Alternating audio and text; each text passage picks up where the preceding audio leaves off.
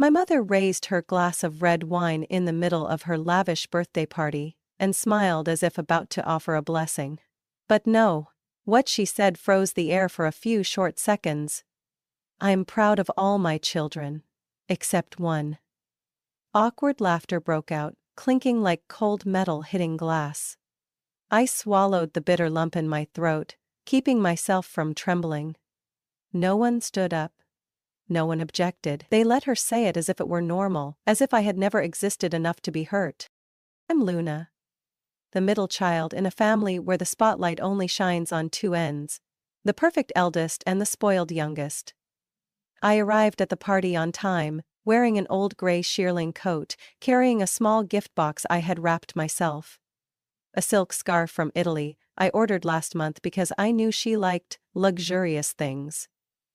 Snow clung to my coat hem as I walked into the mansion. My childhood home, now cold and unfamiliar, like a place I never truly belonged to. Guests had already gathered in the lavishly decorated living room. My mother, Evelyn, sat at the center of a red velvet sofa like a queen, dressed in a ruby-colored evening gown, her large crystal earrings sparkling under the chandelier. Beside her was my father, Walter, his face calm as if programmed not to react.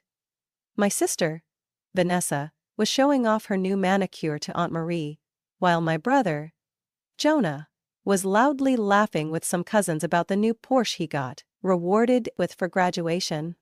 When I stepped in, Vanessa glanced at me over her shoulder, as if I were a stain that just appeared on the white carpet. "Oh, you made it. I thought you had something going on," she said flatly, half mocking, half indifferent. I smiled softly. How could I miss Mom's big party? Mother didn't get up to greet me. She waved toward the gift table. "Put the gift over there.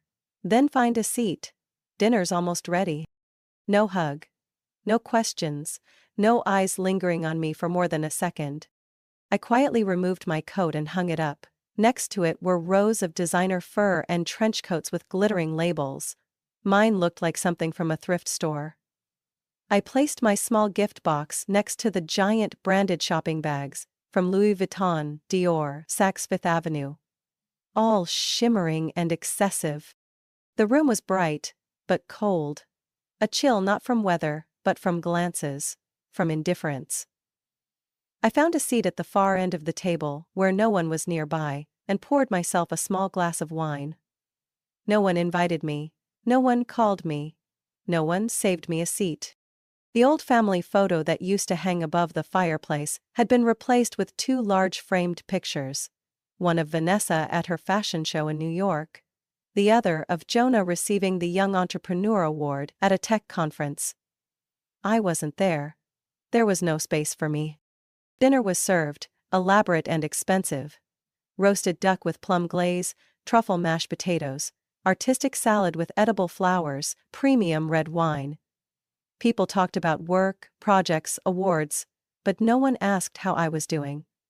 Even Dad, the only one who used to be a support, just nodded when he saw me, then turned away, like I was a server. I tried to speak. "I just moved into a new apartment in Garden Hill, near work." Mother looked up. But not to respond. She turned to Vanessa. "Sweetheart, tell everyone about your spring collection." Just one line, sharp as a blade. I lowered my head, staring at the untouched food on my plate. I wasn't hungry. I just felt myself slowly dissolving. And then came the toasts. Dad said something generic about health. Aunt Marie congratulated the star children. Jonah joked that being a genius was exhausting. Laughter erupted. Then my mother stood. She adjusted the red silk scarf. "The gift I brought," and smiled proudly. "I'm proud of all my children," she said. "Vanessa, our shining light. Jonah, so smart and generous." She paused, glanced around, and added softly, "I'm proud of all my children. Except one." No one objected, no one said a word, just forced chuckles. Dad looked down at his plate like solving a difficult equation. Vanessa covered her mouth as if embarrassed, But I knew she was delighted. Jonah raised his glass toward me, smirking. In that moment, I didn't cry or bow my head. But inside, something broke for good. I stood frozen in the cereal aisle. A house? My grandfather left a house for me? I couldn't believe it. But something stirred inside me. I began digging, combing through every public record, tracing every tax filing, and I found it. The will of Henry Whitman naming me, Luna Hale, as the rightful heir to the old house near Willow Creek Park. But the current records listed the owners as Evelyn Hale and Walter Hale, my parents. There was a power of attorney, but it wasn't my signature. I had never signed anything. The income declarations from rental payments also appeared in the tax reports. None of that money ever came into my account. It went straight into theirs. I sat alone with that stack of documents all night, my hands trembling. I looked back on my life. Every unreciprocated help. Every effort dismissed. And now, this final inheritance, from the one person who truly loved me, stolen behind my back. I couldn't stay silent anymore. And that's when I started planning. Not for revenge, but to take back what should have been mine. Not just that house, but my voice, my existence, the right to be seen and heard. I couldn't sleep that night. Mrs. Helen's words kept echoing in my head like a choked warning bell. Heard they sold the house Mr. Henry left for you. My grandfather, Henry Whitman, was the only one who ever treated me like a real person. When I was little, he used to take me to Willow Creek Park, where we'd eat ice cream and talk about the little white house with blue trim by the lake. Someday, that'll be yours. A peaceful place, he once said, gently patting my head. I just smiled then, thinking he was telling a fairy tale. I wasn't smiling anymore. The next morning, I called the Riverford City Public Records Office. I requested a copy of the property file for 417 Willow Creek Avenue. The voice on the other end hesitated for a second before confirming. The current owners are Evelyn Hale and Walter Hale, transferred from Henry Whitman in the year 2017. I went numb. 2017 was the year he passed away. It was also the year I graduated from college, was struggling to find a job, and still sending money home regularly. I asked, was there a power of attorney involved? The answer was yes.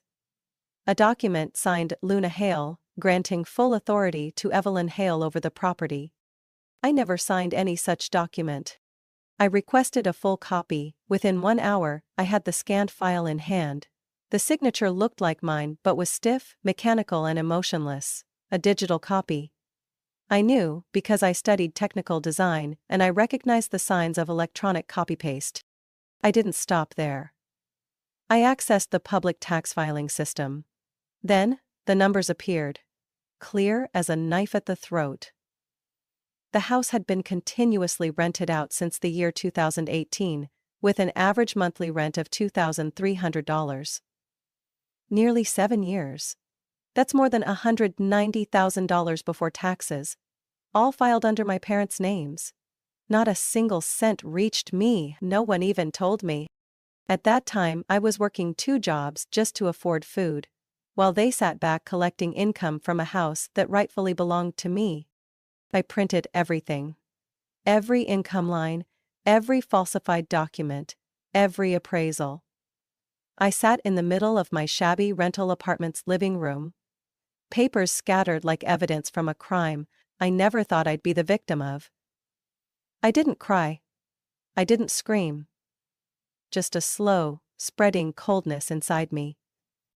I remembered clearly. In the year 2019, I asked my dad for a small loan to repair my car for work. He refused, saying he had too much debt and couldn't spare anything. I believed him.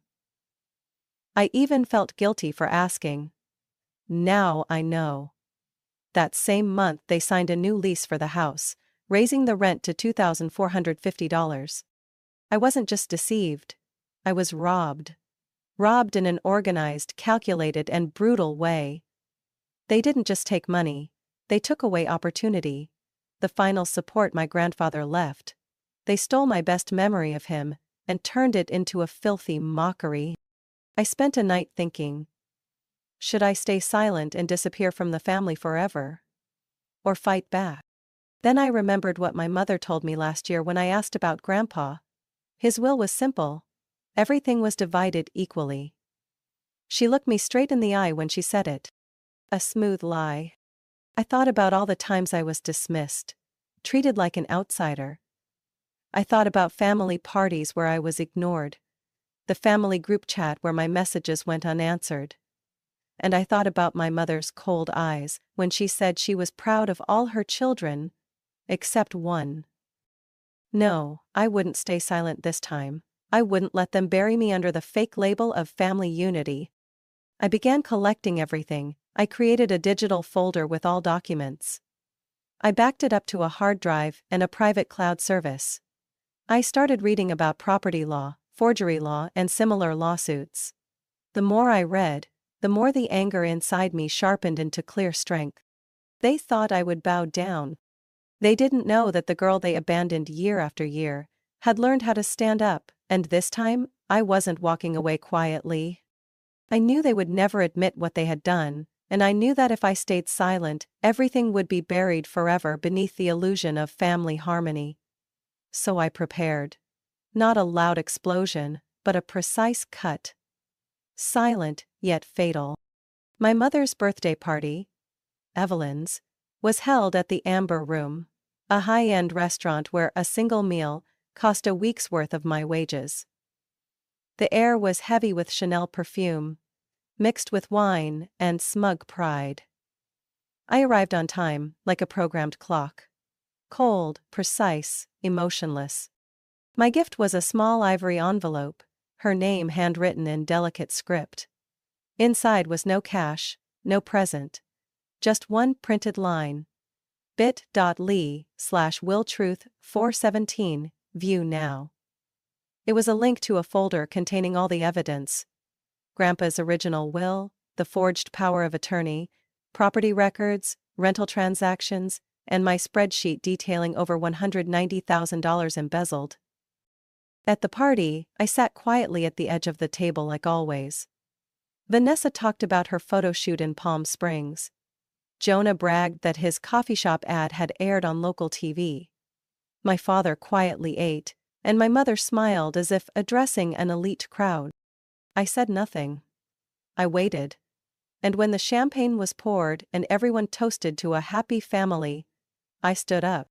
No one noticed.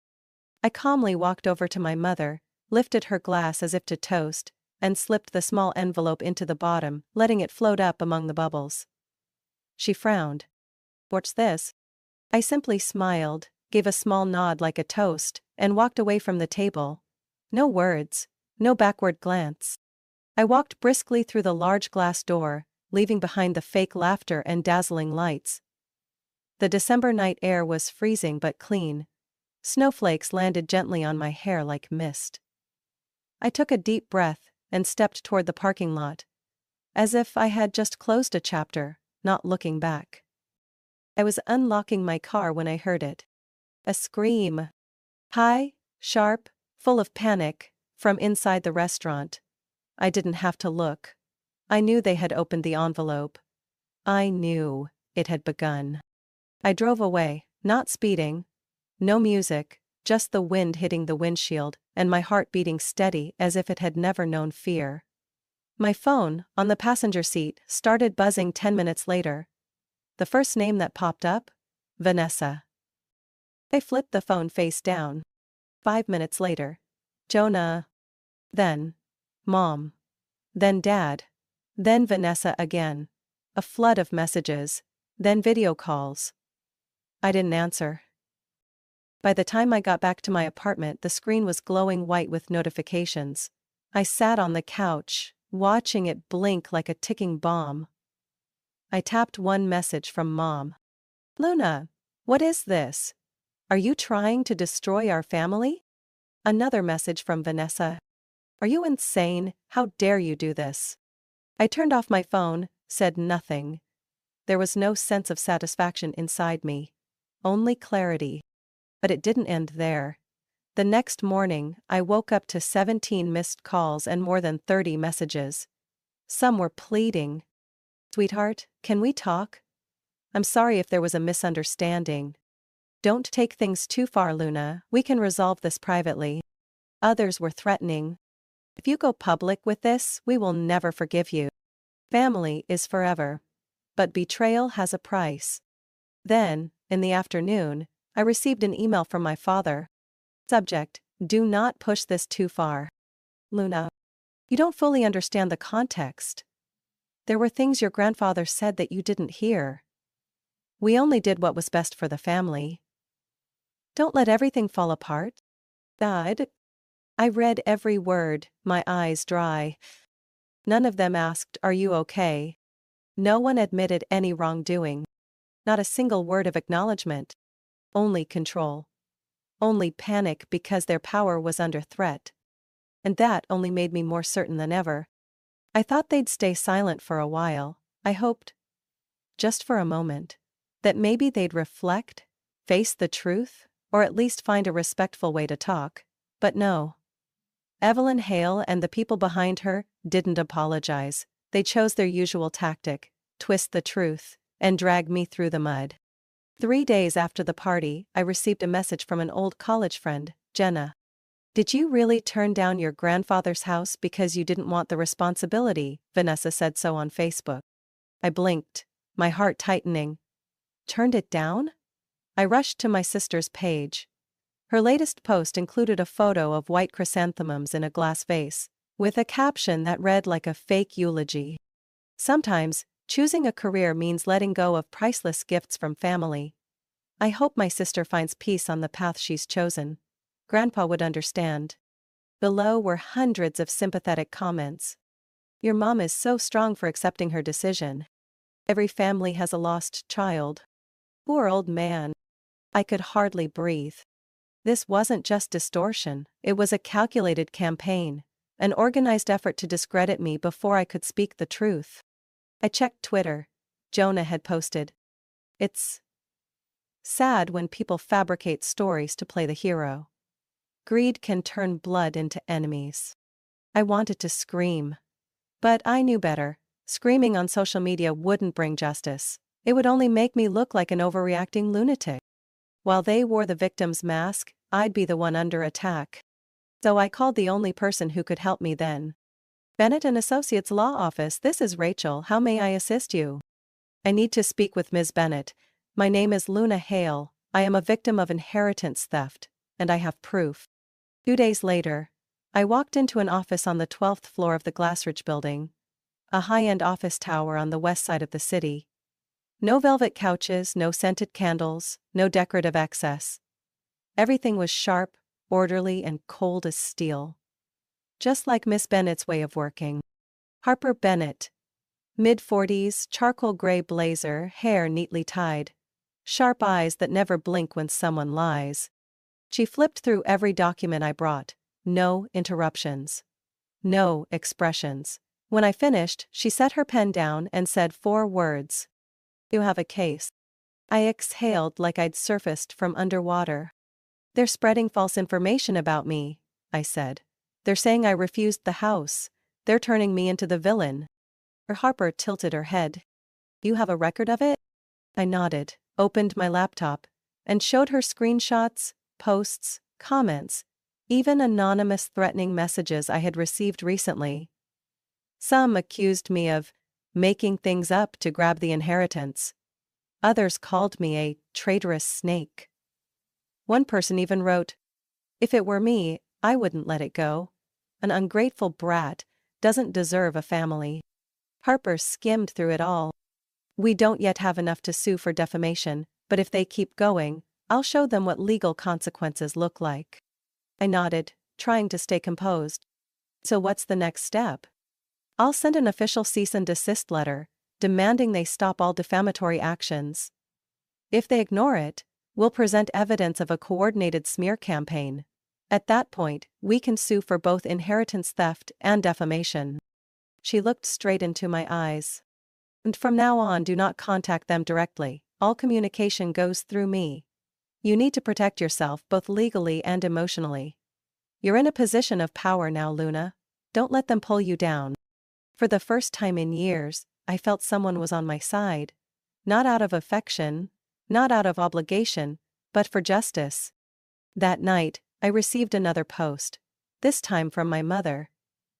An old photo of me as a child sitting beside Grandpa, captioned, "Some beautiful things can't be kept when people choose to forget gratitude." I didn't comment. I didn't share. I simply forwarded it to Harper with one line. "I haven't stopped." An hour later, she replied, "Good. Let him keep going. I'm documenting every single move." And I knew, no matter how thick the fog they tried to spread, this time, I would tear through it all. I went to Harper Bennett's office for the third time in 2 weeks, carrying a fresh, thick file in my hand, blood boiling beneath my winter coat. This time, I wasn't there to ask for help. I was there to act. Mrs. Bennett greeted me with a glance sharp as a blade. No small talk. "Are you ready?" I nodded. We sat across from each other, sunlight from the large window falling across the papers spread over the table. Harper picked up each piece of evidence. The original will of Mr. Henry Whitman, kept by his private attorney. The 2017 property transfer with the forged signature. Financial reports from the tax department. A breakdown of rental income, nearly $200,000 collected from the house, that should have been mine. "With all the evidence you've provided," Harper said, "we're not just looking at a civil lawsuit to reclaim property. We have grounds for criminal prosecution. Forged signatures, inheritance fraud, abuse of power of attorney, and potentially tax evasion if necessary." I swallowed hard. Hearing the lawyer confirm it made everything more real than ever. This wasn't just emotional pain. This was legal truth. "I want to file the lawsuit," I said without hesitation. "I want to reclaim everything, the house, the rental income, and, if possible, the truth." Harper didn't smile, but her eyes narrowed slightly, as if contemplating a strategic move. "Good. But be prepared. They won't back down easily." She was right. The next day, I received the first envelope. A letter, printed on high-quality paper, with no law firm name, only the line, "We wish to resolve this internally." Enclosed was a non-disclosure agreement. In exchange, I would receive $40,000 and agree not to sue, not to disclose any documents, and not to speak to the media. I threw it in the trash without reading the rest. A day later, 2 unfamiliar men stood at my door around 10 o'clock at night. Black coats, gloves, one holding a clipboard. When I didn't open the door, one of them called out loudly, "We represent a relative of yours. You just need to sign and everything will end smoothly." I double-locked the door and immediately called Harper. "They're starting to play dirty," I said, my voice trembling. "Good," she replied. "I'm documenting every action. Do you have security cameras?" I nodded, even though she couldn't see. In the following days, letters continued to arrive, each with a different tone. Sometimes a promise to rewrite history. "If you sign here, the family will amend the inheritance, ensuring your name is on the document." Other times, a subtly threatening tone. "This battle could bring pain to the whole family. Don't let it go too far." One Friday evening, I opened an email from my father. Subject: Last chance. "Luna, you're doing the unthinkable. Your mother is devastated. Vanessa lost a contract due to public opinion. Jonah is having to sell his cafe. If you have any conscience, you'll stop. Don't become the one who destroys an entire family over a few dollars. Sign the paper, take the money and let it go." "Dad." I didn't reply. I just forwarded the email to Harper. 2 days later, we officially filed a lawsuit in the Riverford City Civil Court. The lawsuit had 3 parts: reclaiming property ownership, demanding the return of all rental income over 6 years, and seeking compensation for financial and emotional damages. Attached were full copies of legal documents, forged evidence, and a petition for criminal prosecution, fraud, forgery, misappropriation of assets. I signed at the bottom of the complaint, my hand steady, my heart resolute. The next day, Harper sent the official notice to my parents, with copies to their family lawyer and the district attorney's office. Every word was a cut, severing the control they had tightened around me for years. No more pultaye retreat. No more excuses. This time, they couldn't deny the crime. No more hiding behind family. No more hollow apologies. And if they wanted a fight? I was ready. The courtroom that morning was cold and silent like a frozen lake. I sat in the front row, hands clasped tightly, feeling an uncanny calm. No more panic, no more trembling, just a waiting. A waiting that had lasted for years. Across the room, my mother, Evelyn, sat beside my father Walter, shoulders hunched, eyes avoiding mine. Vanessa wore a beige suit, expensive in style, but her face pale as if sleep-deprived. Jonah was busy typing messages on his phone, his attitude indifferent, as if this was just another dull company meeting. Their lawyer was a tall man in a neat black suit, hair slicked back. Ethan Grant, the Hale family's lawyer for over 2 decades. The one who once called me the quiet but obedient child. The one who signed as a witness on the forged documents. Harper Bennett entered like a cold wind. No frills, no expression, but her eyes were sharp as steel. She sat beside me, placed her hand on the thick file, then looked straight across. "We're ready." The judge was Judith Mallory, over 60 years old, white hair, voice deep and clear to every punctuation mark. After a brief opening, the trial began. Ethan Grant stood up first. He spoke a lot, painting a picture of a daughter misunderstanding her grandfather's intentions, an unfortunate misunderstanding in asset handling, and finally, a family trying to mend in love. They never mentioned the forgery. Not a word of acknowledgement. When he sat down, Harper didn't stand immediately. She just opened the file, pulled out each piece of evidence, and spoke. "Calm, Your Honor. We have the original will, kept by Attorney Whitman, certified, confirming that the house at 417 Willow Creek Avenue was transferred to his only granddaughter, Luna Hale." She placed the will on the table. "We have the forged power of attorney, with digitally copied signatures, verified by a handwriting expert." Another document was presented. "We have rental records, money transfers from tenants into the accounts of Evelyn and Walter Hale. Then the transaction ledger. Clear, detailed, undeniable." The room fell silent. I glanced at the family. Vanessa biting her lip, Jonah looking down at the floor, and my mother clutching the edge of her skirt, not daring to lift her head.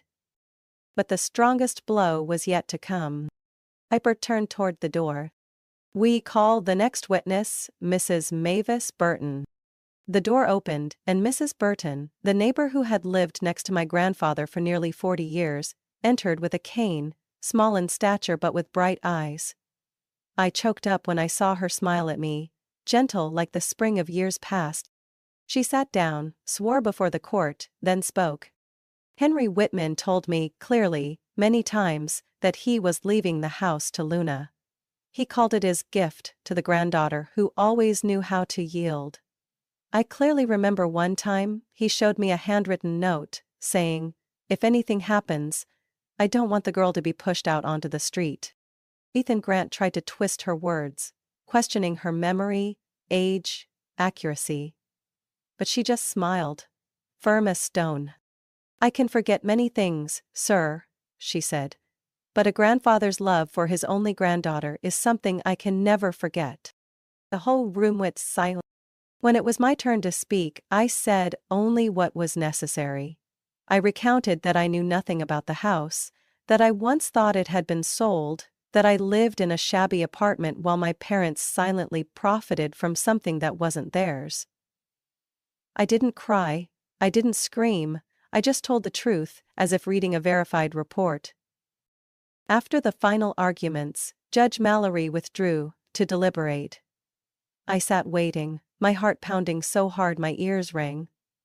Harper just placed her hand on my shoulder, a silent touch, but enough to keep me from collapsing.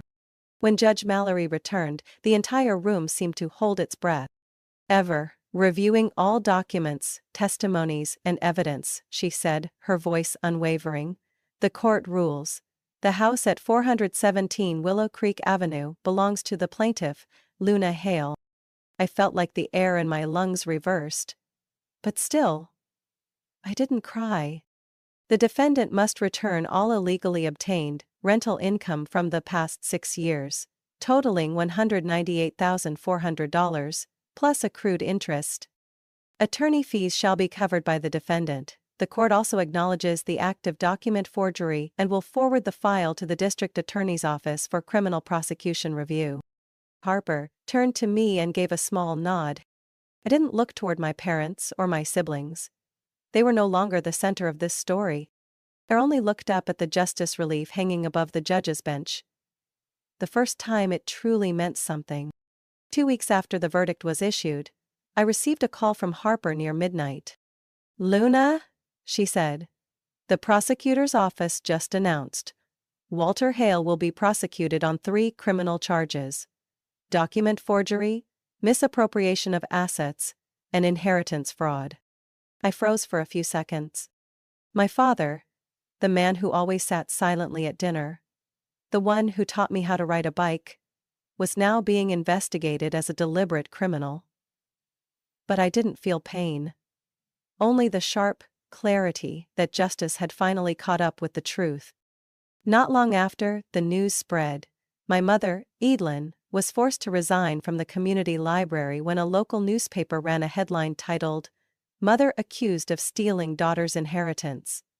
The article showed her leaving court, head down, hair disheveled, coat wrinkled, a far cry from the powerful, elegant woman I once knew.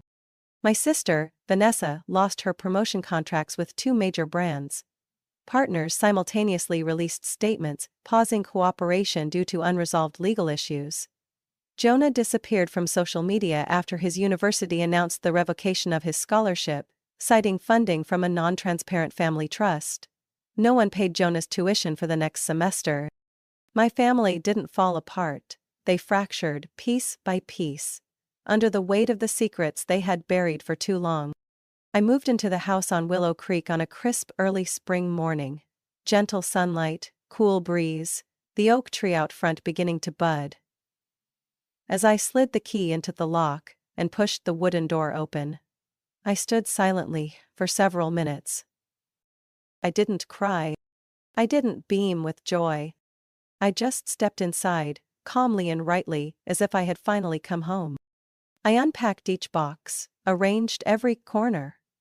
I cleaned the windowsills by hand, changed the curtains, removed the old hooks my family had used when they secretly rented this place out. I kept nothing they left behind. Everything was cleared, so I could start over, free of burdens and ghosts. A month later, Christina, the only friend who never left me during the storm, arrived with a slightly burnt peach cobbler and a bouquet of lavender. "We should celebrate," she said, "because you finally have a place that truly belongs to you." I laughed. After so many months, it wasn't forced. It came out as naturally as breath. Michael came too. He didn't ask about the trial, didn't mention my parents. He simply stood quietly by the empty wall and gently asked, "Would you like to hang a picture here?" I nodded. And so we hung the old photo. Me at 12 years old, grinning with my grandfather in the backyard. Slightly blurry, edges torn. But I had never seen a photo more beautiful. Every weekend, the house filled with conversation, the smell of baking, barking dogs and old music playing from a Bluetooth speaker. No one looked at me with pity. No one tried to mold me into some ideal. I was no longer the easy child, meaning invisible. I was no longer a shadow beside the 2 golden children. I was Luna Hale, the one who stood up, who fought and who reclaimed her own voice. One evening as I sat on the front porch steps, I received an email from Harper. Subject: Closure. Luna. The prosecutor's office confirms the investigation is complete. Walter Hale will go to trial next quarter.